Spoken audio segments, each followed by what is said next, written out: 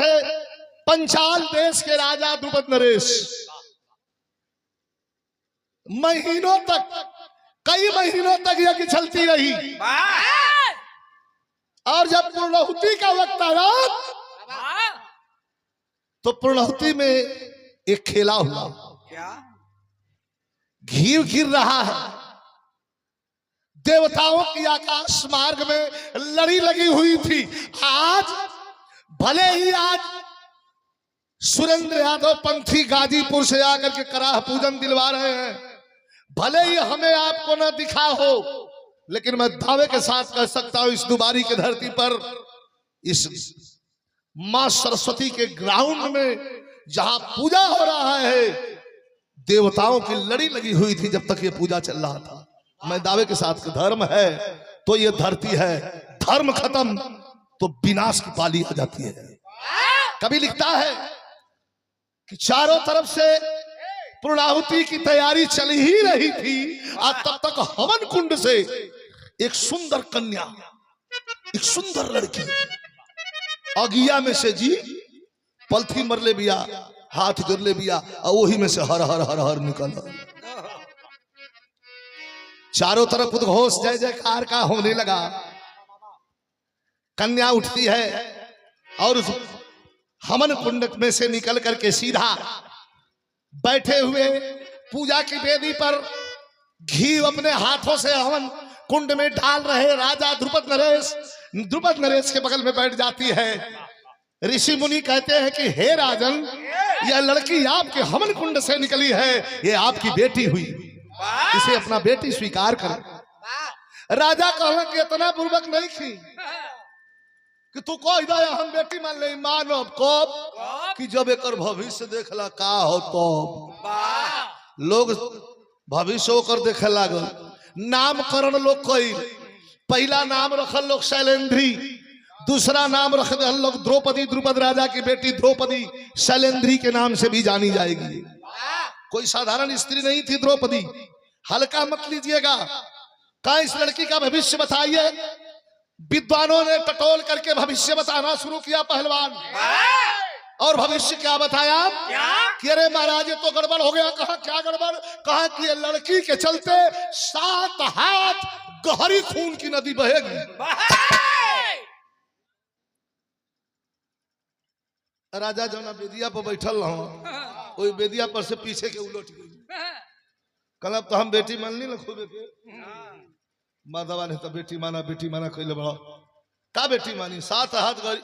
कल कुछ और साइड का रास्ता, कल रास्ता यह कि जग बंद करो, अभी हो जगह एक बियाह कर, आज ले जाई वही चले जाके, चाहे 7 हाथ बहवाओ चाहे 14 हाथ बहवाओ।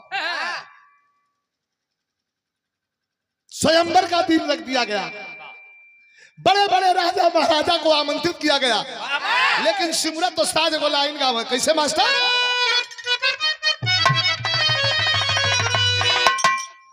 अरे रखवा वाले हो, अरे रखवा वाले स्वयंवर का दिन मची गयल सोर जहनवा।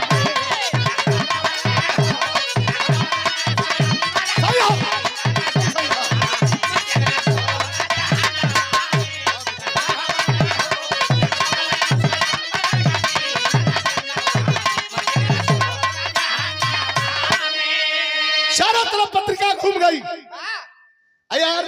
हस्तिनापुर में दुर्योधन 5 भाई को लक्षागृह में आग लगा करके और जलाने का प्रयास किया था।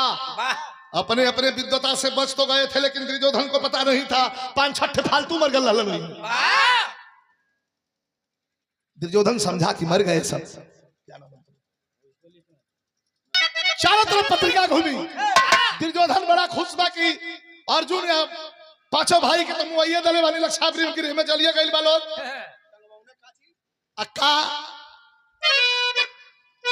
वो स्वयंवर में टंगवला का कि टंगवा वाले हो, अरे टंगवा वाले डालिया बेबी मची गयल सोर जहनवा।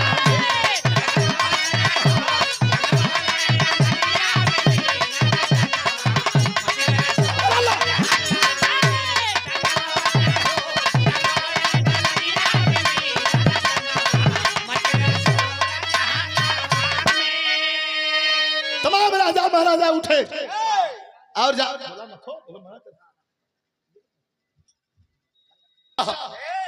तंगवाला डलरिया में नींद रजनवा एक डलरिया घूमत रहल, वही में एक मछली बनवा देलन, नीचे कड़ाहे का खौलता हुआ तेल, तेल में देख करके जो मछली की आंख को भेद देगा उसी से सीता बेटी उसी से द्रौपदी बिटिया की शादी होगी।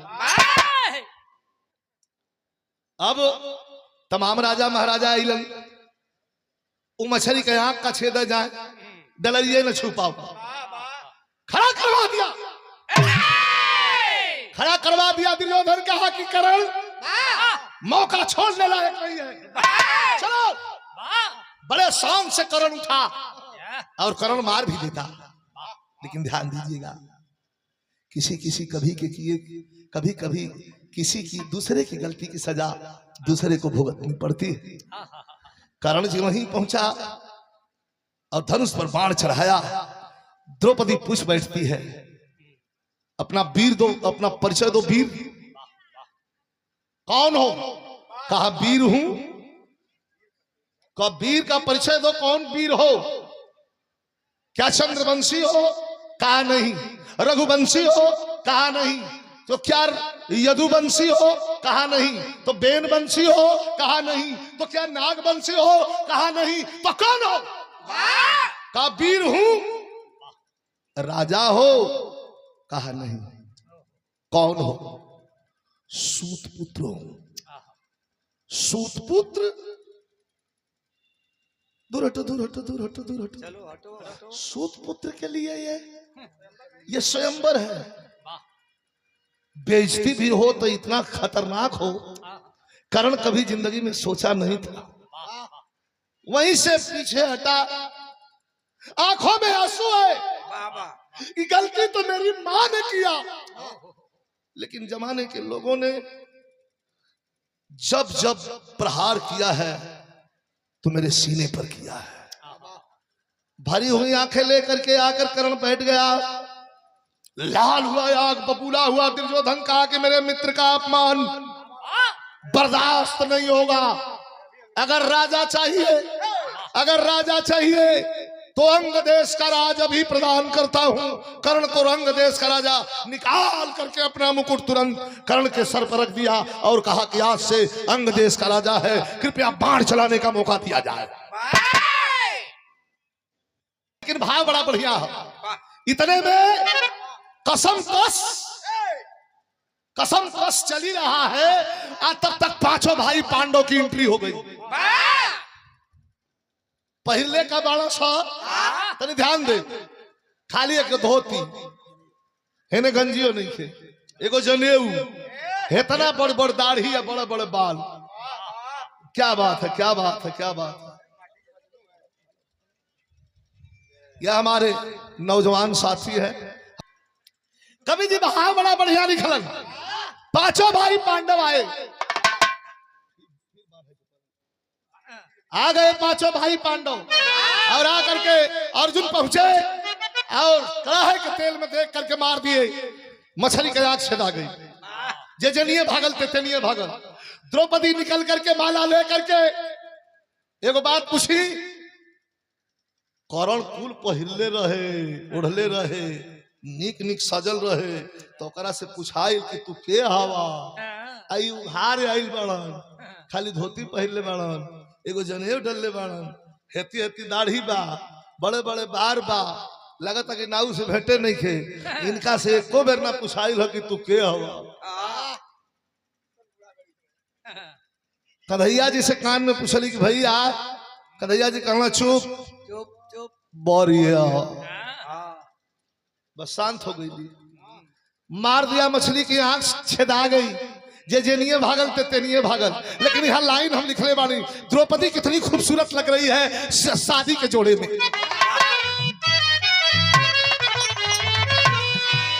कि घूंघट तनी बना के दिखा, मेरे महाराज जी भी आ गए, चरण स्पर्श अगवा जाए, तनिया उड़ा गया, तनिया उड़ा गया। वाह, बहुत कृपा, बहुत दया दृष्टि। और पूर्वांचल में चारों तरफ हाहाकार जिनके नाम। तुमने हटाना ला कुर्सिया, तो इसे साइड कर ली कुर्सिया, ये जगह बा बस थोड़ा सा। घूंघट घूंघट में जैसे चंदा, चंदा घूंघट में ना होला, घूंघट चंदा कहाँ होला? बदरी में। लेकिन घूंघट में जैसे चंदा शर्मा के कुछ कहत बा। घूंघट कोरस कोरस कोरस कोरस।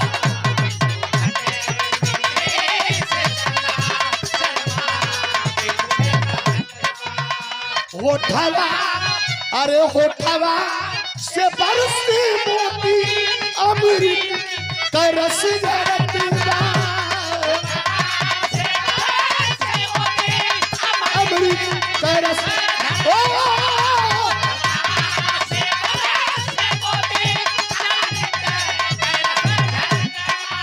अरे होठवा से बरसे मोती अमृत का रस जरता, घूंघट में जैसे चंदा। अरे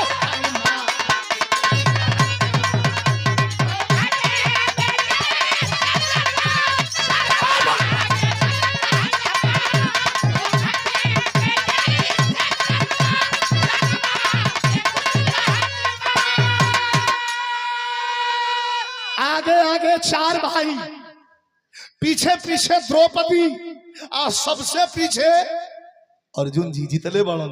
भाई इतना सुंदर मेहरारू जी जीतले बा, वो खुशी ना रही जी। द्रौपदी का चेहरा निहारस, द्रौपदी का नखुनवा निहारस, द्रौपदी का प्रत्यंग देख के बड़ा खुश हूं। बार हम इज्जत रह गई भगवान के दया से।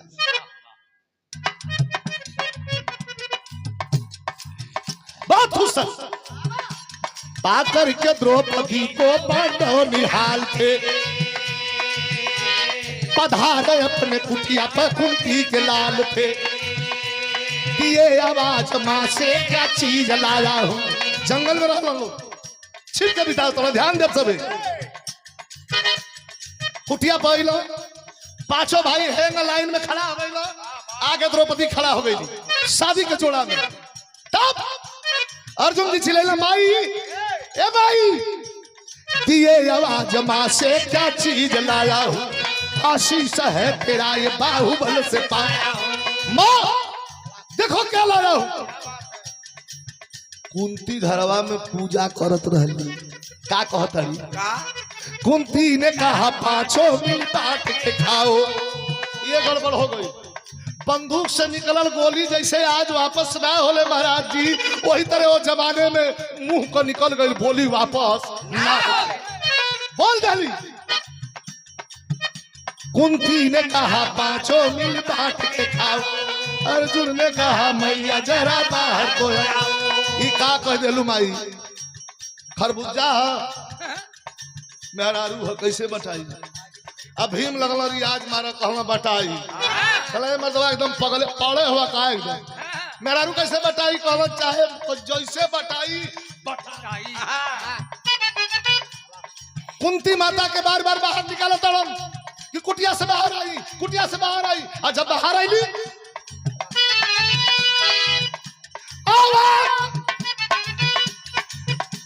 आवाज तो हुई कुंती जब देखी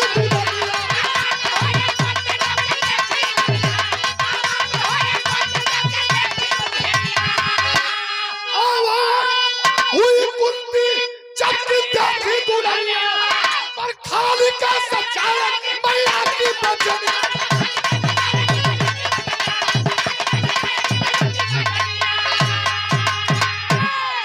दोनों लाइन को कभी न क्लियर कर दिया। दुल्हनिया आई हो दादा, हम तो कह दिली कि बाटिला सा ये तो मेहरारू ले आइल सा आई हो बा। भीम जी नरिया तलन की माई कहले बाड़े तो बांट जाओ। अर्जुन कहला ढेर मत बोल, तोड़ दे लोलावा तो तोड़ दे बब्बे। मैं कहला चल चल साला बाण न चला ले गदा चले जे जले धनुष पर बाण धके टेबा एक के गदा मारे बप्पा में देगी अपने में दोनों भाई का टसन चल रहल बा ता कुंती नजरअंदाज कर चाहतड़ी ए छोड़ा ना आवा लिया के चल देली कहां कुटिया के तरफ ओ चला है पहले आरती उतारी तो धुन तो बहुते बा बिरहा मदारी का खेला हो गइल बा बाबा ऐसा ऐसा गावत आना सब अपने निगाह नजर शर्म से झुक जाती है दू गोला वाला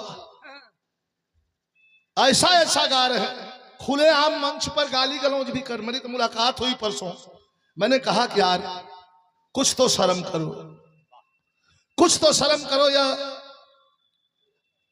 8वीं श्रेणी में भाषा को जोड़ने का प्रयास किया जा रहा है दुनिया के और तुम लोग गाली गलौज कर रहे भैया का करी जाऊ करी आवेला तो हम करेला हमका गाड़ी का जवाब गाड़ी ना होला रोक लगाओ इस पर लेकिन हाई गीत देखी हमार माता बहन लोग आवेली कैसे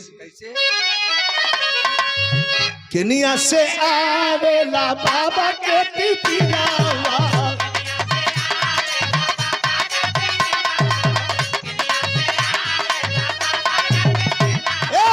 केनिया से आवेला बाबा के पिपिलावा केनिया से आवेला मैना हाय रे सावरिया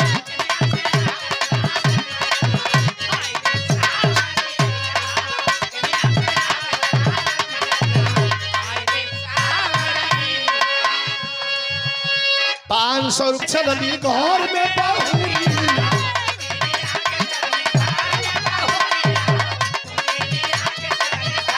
घर में बहुरिया अपना बखरी में बहुरी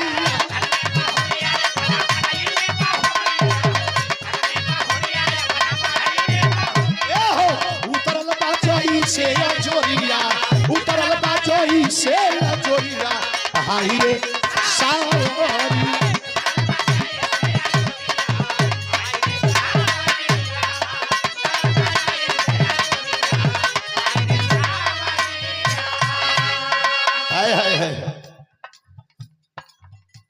हाथ पकड़ ली लेके जाता आई चल दुआरिया पर जाकर द्रौपदी खड़ा हो गई हाथ जोड़ बोलल तहिया द्रौपदी गुजरिया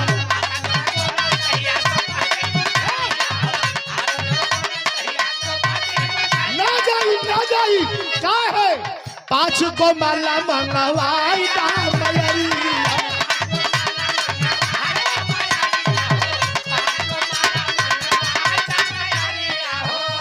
5 को माला मंगावा क्या करबू अब यहाँ तक को सवाल हल होता अर्जुन से भी आप हुई तो पंचाली क्यों हुई 5 पतियों वाली क्यों हुई कहतिया जब कोई डरुआ की बात ला तो भगवान कही है मंजूर बा 5 को माला मंगवाई दामयरिया 5 जने संग घूमब भावरिया 5 जने संग घूमब भावरिया हाय रे सावरी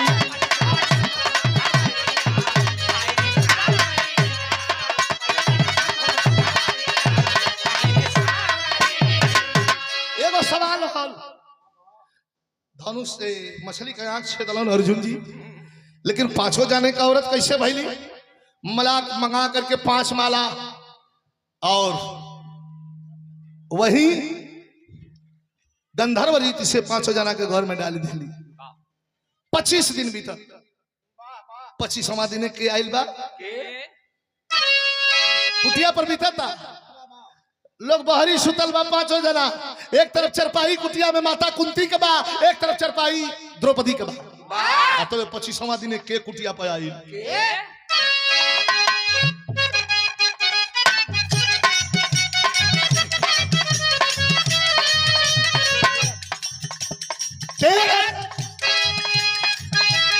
तेरे सितार मुनि नारद जी आइले एक दिन धरती आप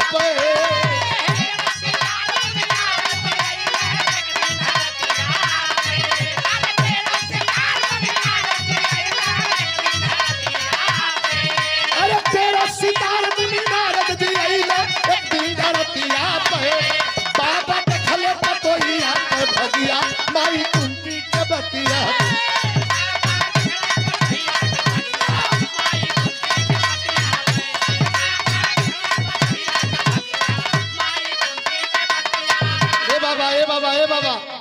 हाय एगो लियाइल बनी हम पतो हमार लड़का जीत के लिए बना सा तने कर भाग देखी नारद जी का माथा ठनकल नारद जी का माथा ठनकल द्रौपदी के देख के भाग बीड़ाधारी हो सितरवया पंथे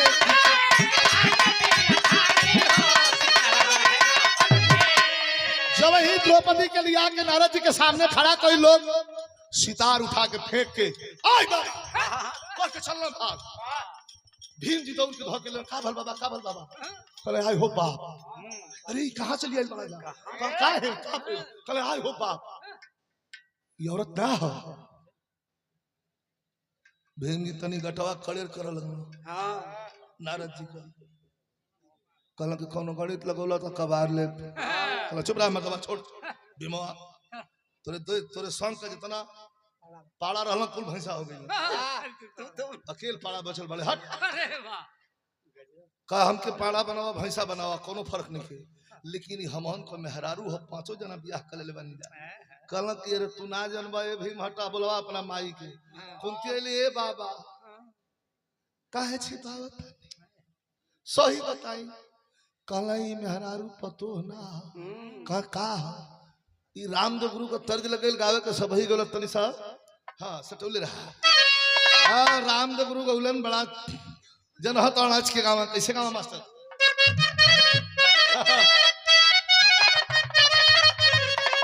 ये गावे की पयलिया छमक ओठे पर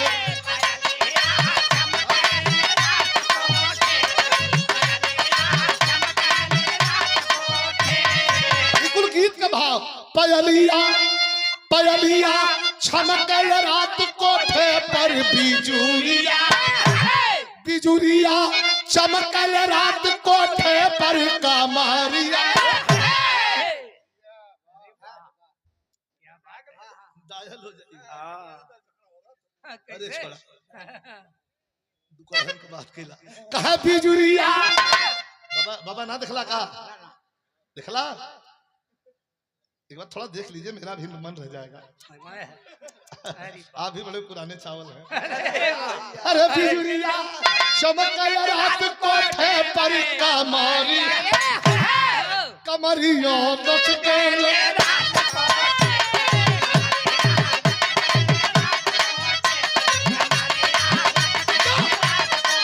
नारद जी कहला कि हाय पतोहिया कहे पतोहिया बन जाई काल बिरवन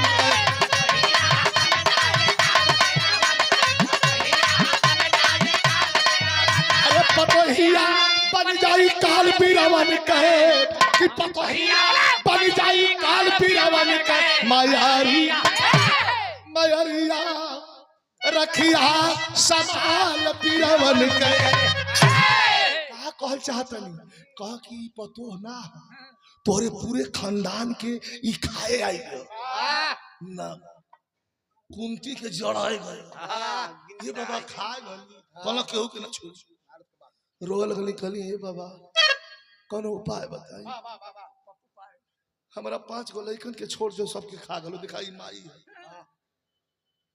5 गो लइकन के छोड़ दे कब पूजा कर संतुष्ट हो जाई तो शायद छोड़ दे तो क्या करते कि नारद का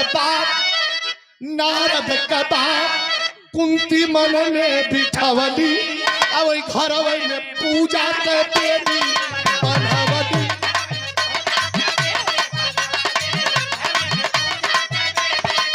अरे सजाए चली फुलवन का थाल पीरावन के पतोहिया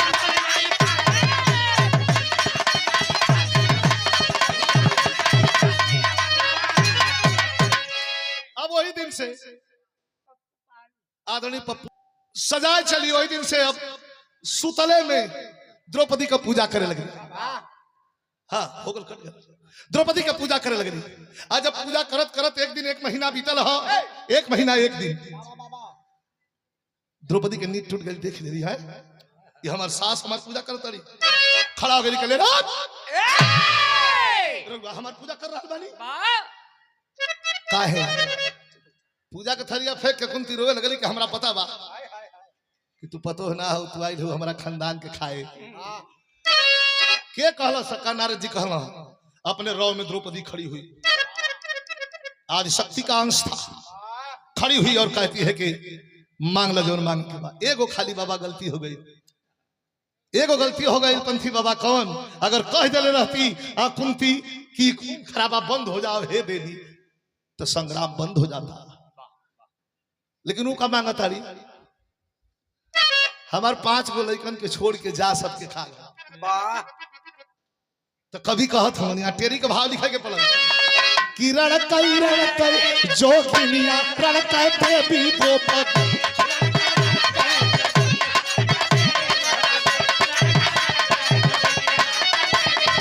आदली कुंती मां के आदली सासू मां के मारे अरे तो दली सासू मां के भरवई में बचनिया जो दुनिया रणकई देवी द्रौपदी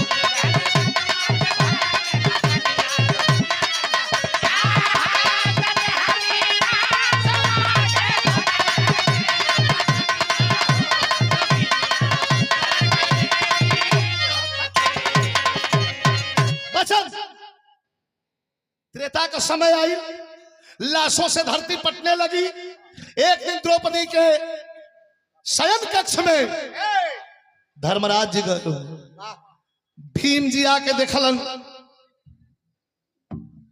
पंधारी दादा के बिरहा एक बार रहल बंबई में, लावे में लेट हो गई, टिकट कटा के ही तरह लोग बैठल बा अपने बतियावत ताकि पंधरिया ना आई का, पंधरिया ना आई का हो। पंधारी दादा बेचारू पुरनिया हो गल, कान के ललरी हिलत रहे, ओनिए से आवत आ तो ले ठौरा कहता कि पंधरिया ना आयस ना तो आवला तो मार दा कर टंगिया टूट जाए। साक्षात ब्रह्मांड नायिका थी ईश्वर में पंधारी की, खड़ा भइल तो पंधारी का गाँव थी भैया एक जने कहत टंगिया तोड़े के, पंधारी दादा खड़ा होकर कहला कि होई गई मोटरिया हमारी पंचर होई गई।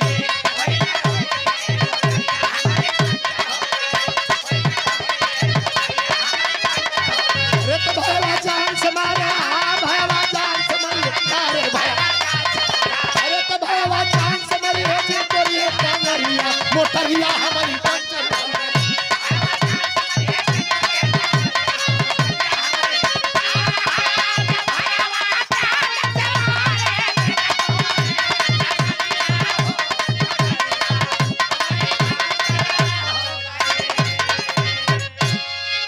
द्वापर का समय आ गई, कवि जी भाव लिखत हवन, भीम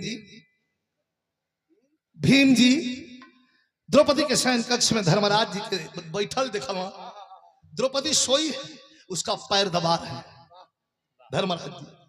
भीम जी के बड़ा आत्मगलानी भइल के भैया भैया कहत मुंह सुखाला, हई मेहरुआ का गोड़ दबावत हूँ, लाल गुस्से में है, निकलना बहरे धर्मराज जी का मर्दवा नहीं तो भैया भैया कहला जब मेहरुआ गोड़ दबावत हुआ तो गोड़ नहीं दबावत है तो हम लोग का जान बचावत है। रोज रात को द्रौपदी कहीं जाती है, उसका पीछा करो, सवाल का जवाब मिल जाएगा। कैसे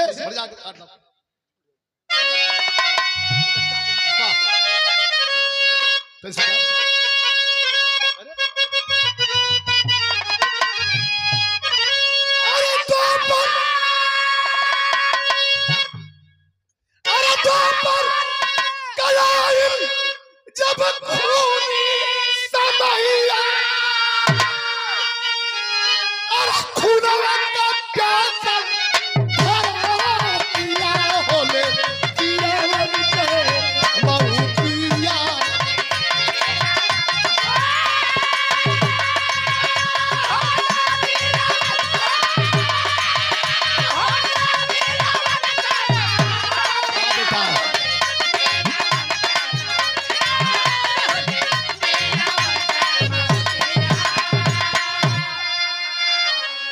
एक दिन रात में द्रौपदी श्रृंगार सजा करके और रात को निकलती है विरह का आखिरी पॉइंट। भीम जी पीछा कर लेते हैं तो भाव है कैसे, बहुत बहुत। अरे चटक चादर सोई डाल वो हरवा घरवा अंबर के, और चली द्रौपदी कर सो रहो सिंगरवा घरवा।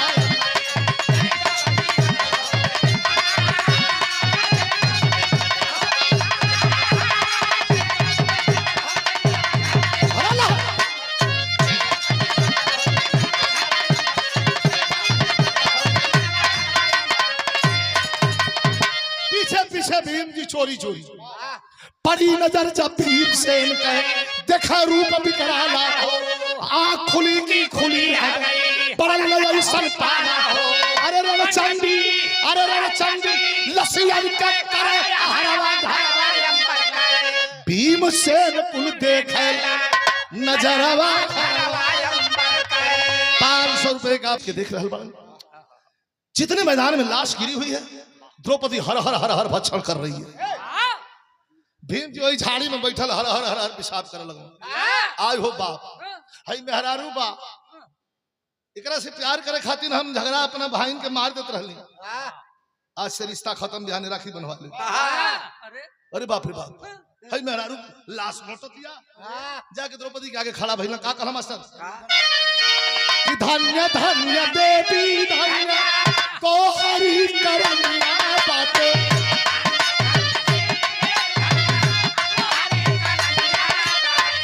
अरे तो ही महाभारत के जरवलू हो मसाल,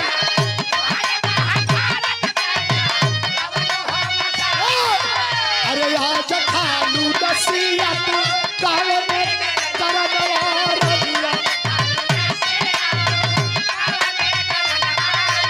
अरे द्रौपदी का अखिया भइल लाल लाल,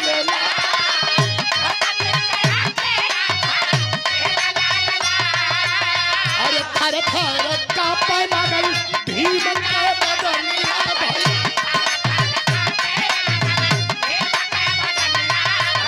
अरे रही गयल मुहावा कमुहा में सवा,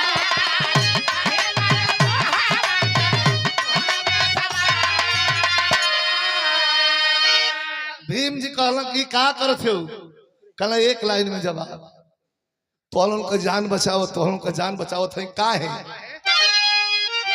बस इतने पर का जान बचावत है कि दिहल बचन। अरे दिहल बचन कुंती के निभाई द्रौपदी कि अपने, अरे अपने मालिक से नूरावा बचाई द्रौपदी।